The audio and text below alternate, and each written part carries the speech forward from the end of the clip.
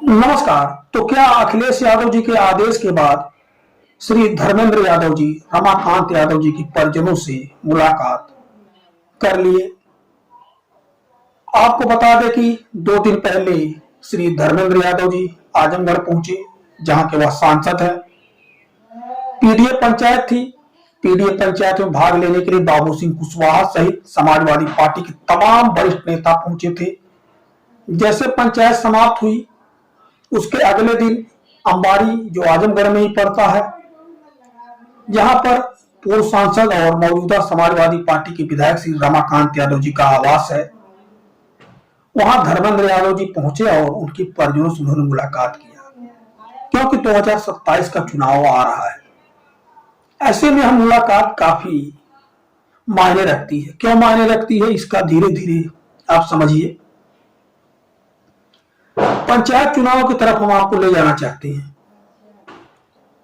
जब यहां श्री दुर्गा प्रसाद यादव के पुत्र जो हैं जिला पंचायत अध्यक्ष का चुनाव लड़ रहे थे, उस समय रमाकांत यादव समाजवादी पार्टी में आ गए थे। अब भारतीय जनता पार्टी की सत्ता होते हुए भी जिला पंचायत अध्यक्ष का पद जब हर जिले में भारतीय जनता पार्टी जीत गई, लेकिन रमाकांत यादव के प्रभाव की वजह से यहां आजमगढ़ में नहीं जीत पाई। रमाकांत यादव ने अपने प्रभाव का इस्तेमाल करते हुए दुर्गा प्रसाद यादव के पुत्र को जिला पंचायत अध्यक्ष के पद पर आसीन करवा दिया। अब भाजपा का सोफड़ा साफ हो गया। 90-94 वोट जो है प्राप्त हो गए थे उस समय दुर्गा प्रसाद यादव जी के जो पुत्र हैं विजय यादव जी। ये हस्ती है जो रमाकांत यादव जी की, इससे घबराई हुई है। अब 2027 तक क्या इनको छोड़ देगी भारतीय जनता पार्टी? ऐसा तो लगता नहीं, क्योंकि पूरे आजमगढ़ में रमाकांत यादव जी का वर्चस्व है। कई बार सांसद रहे और कई दलों से रहे, विभिन्न दलों से रहे। नेताजी के खिलाफ भी चुनाव लड़ गए और सबको पता है नेताजी को कड़ी टक्कर दिए। और नेताजी इतने नाराज हुए समाजवादी पार्टी के नेताओं पर, सपा सरकार रहते हुए भी नेताजी सिर्फ 50,000 वोटों से जीत पाए थे। तब यहाँ के नेताओं पर जो है नेताजी बहुत नाराज हुए थे, मुलायम सिंह यादव जी, कि आप लोग क्या कर रहे हैं। माननीय रमाकांत यादव जी की वो हैसियत, नेताजी तभी समझ गए थे कि हाँ, रमाकांत यादव जी कोई है। अब रमाकांत यादव जी के ऊपर कई मुकदमे हैं। मौजूदा समय फतेहगढ़ जेल में बंद हैं। एक तो अकबर अहमद डंपी जी से उनकी गोलीबारी हुई थी उपचुनाव में, वह केस चल रहा। एक जो है धरना प्रदर्शन का मामला था, उसमें जमानत चलिए मिली।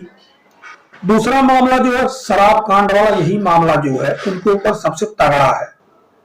इसी में उनको जमानत नहीं मिल पा रही है। जिस दिन इसी में मिल गई वो बाहर आ जाएंगे। और उनको जो लग रहा बाहर वो आ नहीं पा रहे, क्योंकि जैसे बाहर आ गए यहां जो है कई सीटों पर उनका प्रभाव जो है पड़ना शुरू हो जाएगा। और मौजूदा समय आप जानते हैं भाई, सत्ता का खेल कितना निराला होता है। सत्ता कभी नहीं चाहती कि आप बाहर जाकर के कोई नेता विपक्ष को इतना मजबूत करे। अब विपक्ष में रमाकांत यादव जी, आपको हमने पहले बता दिया किस तरह से जिला पंचायत अध्यक्ष की कुर्सी पर काबिज होने नहीं दिए, जबकि मशीनरी पूरी जो भारतीय जनता पार्टी के पक्ष में थी, कार्य कर रही थी।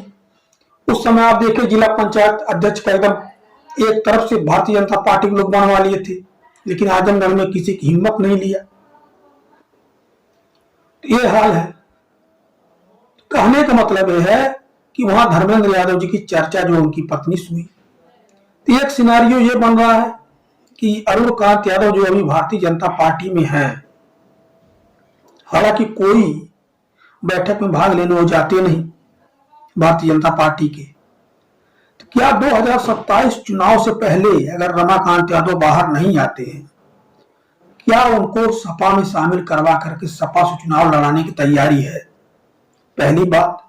और दूसरी, क्या उनकी बहू जो रमाकांत यादव की वह चुनाव मैदान में उतरेंगी?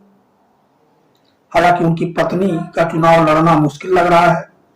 दो ही बात यहां है या तो रमाकांत यादव जी की जो बहू है वह चुनाव लड़े, या तो रमाकांत यादव जी के जो पुत्र है अरुण कांत यादव, जो पूर्व में भारतीय जनता पार्टी से ही विधायक चुने गए थे 17 में फूलपुर पवई से, वह चुनाव लड़े।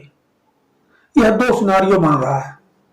तो ऐसे में धर्मेंद्र यादव जी का उनके घर पर जाकर के मुलाकात करना काफी मायने रखता है।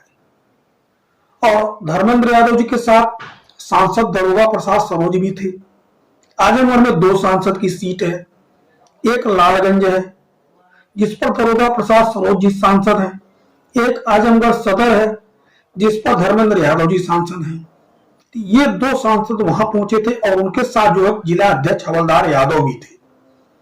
लंबी विस्तृत चर्चा हुई है। अब इन चर्चाओं से इन बातों को बल मिल रहा है, कहीं न कहीं जो खेल समाजवादी पार्टी की तरफ से शुरू हो गया है कि पीडीएफ जो ये धार है आजमगढ़ में, इसको और मजबूती से जो है आगे बढ़ाया जाए। क्योंकि रमाकांत यादव जैसा हमने बताया कि वो नेता है जो विभिन्न दलों में रहे। भारतीय जनता पार्टी से उन्होंने सांसद का चुनाव जीता, उन्होंने बसपा सांसद का चुनाव जीता, सपा से उन्होंने चुनाव जीता, कांग्रेस में शामिल हुए लेकिन कांग्रेस से उन्होंने यहां चुनाव नहीं लड़ा। वो हैसियत है रमाकांत यादव जी की, जिस पार्टी में गए उन्होंने उस पार्टी का यहां पर खाता खोल दिया।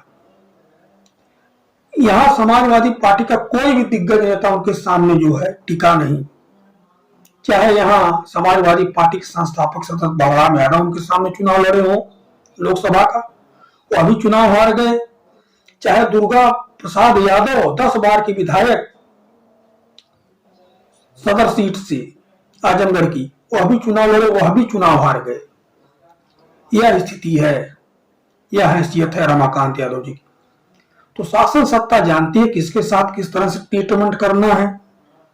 तो ऐसे में धर्मेंद्र यादव जी की यह मुलाकात काफी मायने रखती है जो दिवाली से पहले हुई है। और पीडीए की यात्रा जो अखिलेश यादव इसी तरह धीरे धीरे बढ़ाते रहेंगे। अब 2 चीजें हमने आपको बता दी, या तो उनकी बहू या तो अरुण कांत यादव। और अगर रमाकांत यादव बाहर निकल गए तो ठीक है। कुछ लोग तो भाई जेल के अंदर से चुनाव लड़ लेते हैं, लेकिन वह एक असहज स्थिति होती है। क्योंकि बाहर रह करके जिस तरह से आदमी प्रचार कर लेता है, जिस तरह से अन्य चीजों को मैनेज कर लेता है, लोगों से मिल लेता है, वह एक अच्छी बात होती है। क्योंकि भाई आप अभी सत्ता में है नहीं, विपक्ष में है। विपक्ष के आदमी को इतनी ट्रीटमेंट मिलेगी नहीं, या आप जेल के अंदर भी रहे और अच्छी तरह से प्रचार भी कर ले। तो इसीलिए जो है कोई न कोई जो बाहर व्यक्ति उनके परिवार को ही चुनाव लड़ेगा।